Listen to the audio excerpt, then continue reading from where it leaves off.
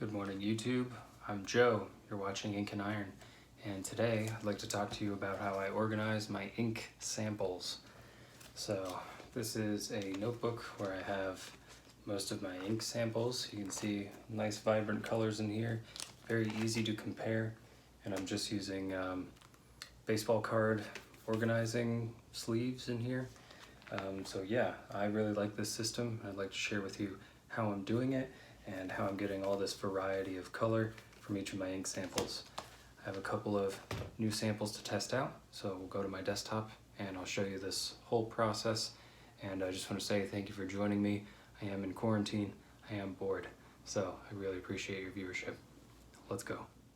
Okay, and this is my desk today, trying out a new background. Let me know what you think of it. But the first thing I do is I grab my Rhodia. This is a dot pad, so you can see I just have very nice subtle dots on there. It makes things easier later because I'm going to cut this into 4. So let me mark that out real quick. Okay, so I folded it a couple times back and forth in both directions. So now I can very clearly see where we need to write. For this writing task, I am actually going to use a dip pen. This is a very fancy dip pen that I got for Christmas this year, and I haven't had a chance to really use it yet, so this video seems like a great opportunity. Let's just get in there for some of that colored bubble effect. It's really cool. It actually continues all the way through the pen.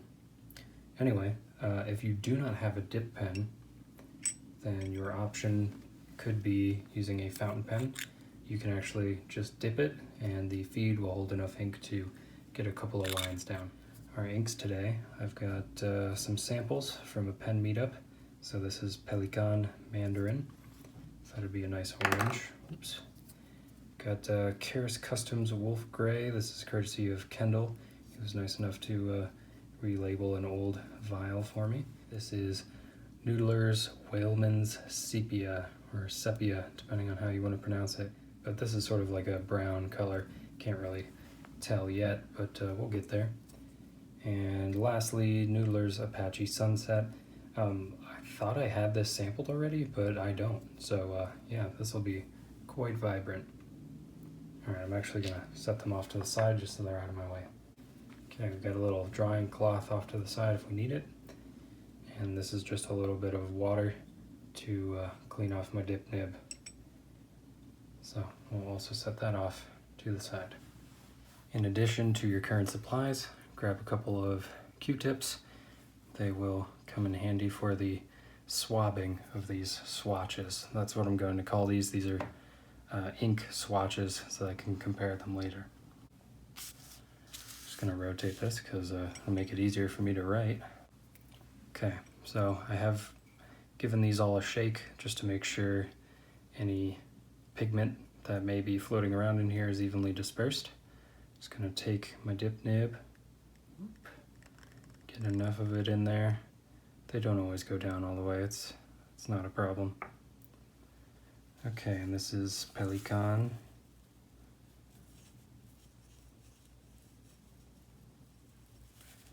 Oops, and Mandarin.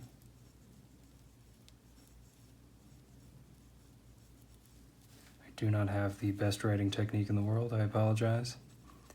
And I like to take the ink with the dip nib and simply run it all the way dry so I can see all the variety of color I'm going to get when I'm actually writing with this ink.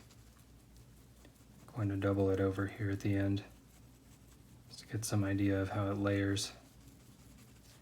And then when I'm writing with this in a pen, I'll know when it's getting dry because it'll lighten up sort of like over here rather than being nice and dense like above. Okay, dipper's clean.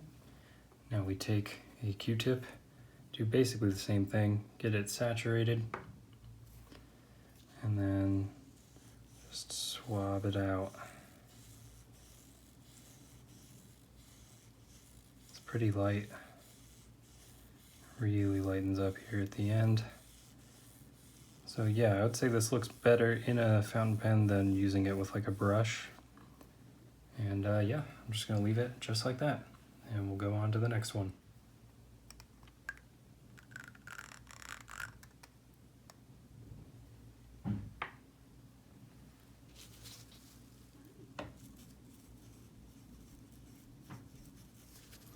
This is Karis Customs, or Karis Pen Company, I guess is what they're called now.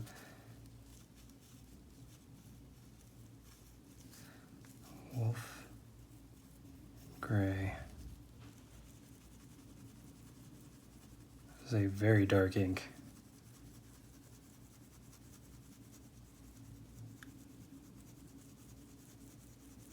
Very smooth though. Definitely is a wetter writing ink than the Pelikan Mandarin. Oop. You're gonna get ink on your fingers. It's just how it goes. I've cut off the end of this Q-tip just to make dipping it a little more clean.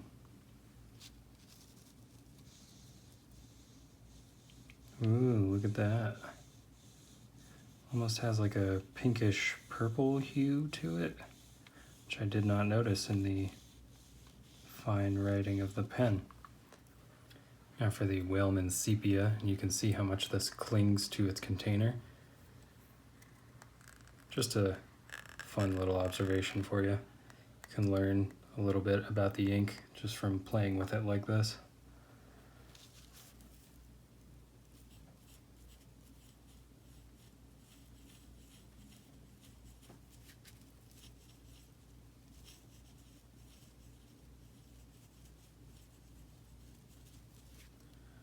Whaleman's Sepia. My handwriting is not the best this morning. I'm also not used to using a dip nib anymore. I used to do it all the time.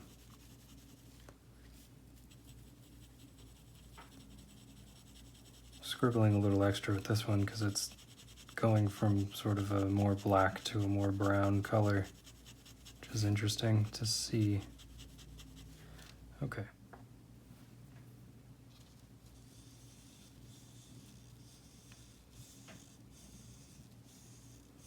It's more of a chocolatey color on the swab.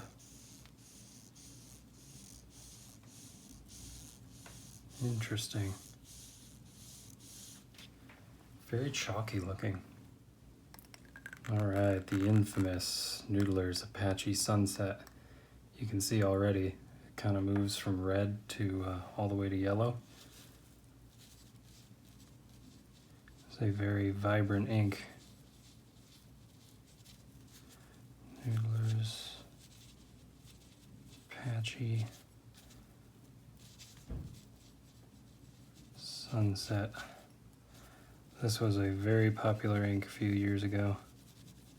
So if you have not heard of it, I am happy to bring it to you today.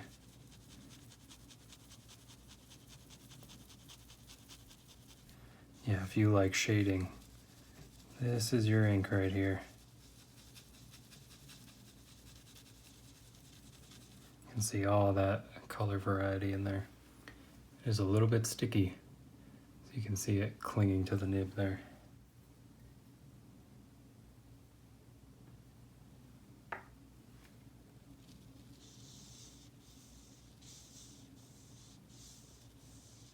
This is a very relaxing process, so if you're looking for something to de-stress, do some ink sampling.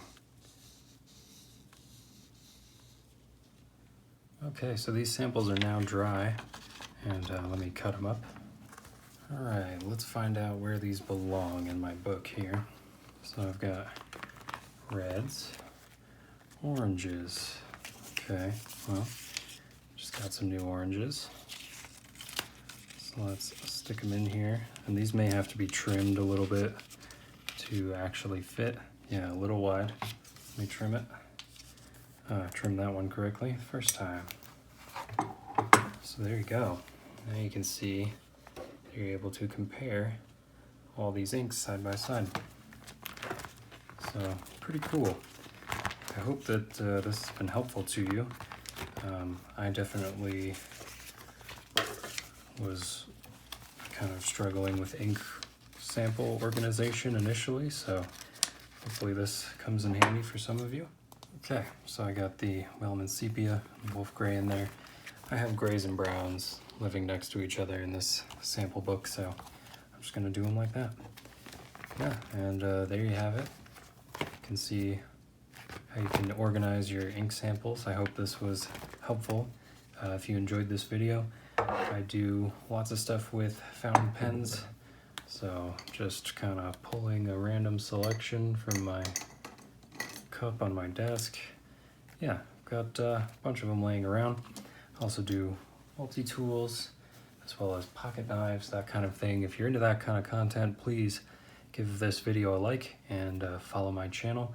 I am currently in quarantine, as I said, so you're going to be seeing a lot more content from me, and I really appreciate your viewership at this time.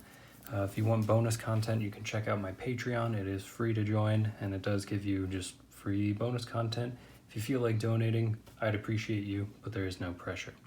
All right, I have been Joe. You've been watching Ink&Iron, and I'm going to go wash the ink off my fingers. Thank you so much for joining me, and I'll catch you on my next video. Bye.